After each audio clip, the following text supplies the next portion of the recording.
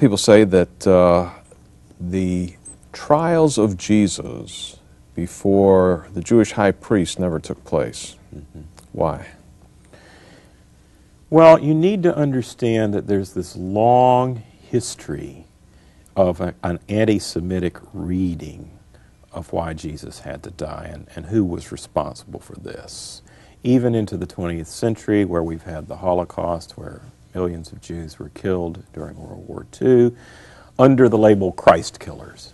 So this is a very volatile issue, and it's understandable that scholars would want to walk through this minefield extremely carefully. The evidence as we have it suggests that Jews did not execute Jesus. So let me make that perfectly clear. Romans executed Jesus. And I don't think this should cause us to start an anti-Italian movement. The Romans executed Jesus under the aegis of the power of Pontius Pilate.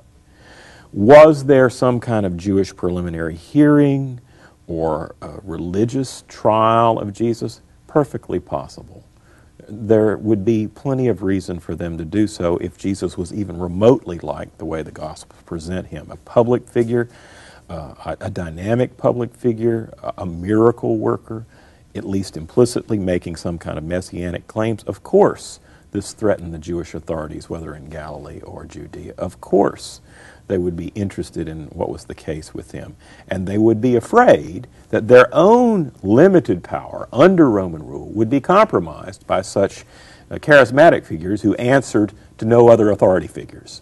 And so a trial, or at least some kind of preliminary hearing of Jesus, is perfectly plausible, especially in the volatile atmosphere where you've got not the normal 60,000 people or less who normally lived in Jerusalem, but 250,000, 300,000 people, more people who have come for the festival, a highly tense situation.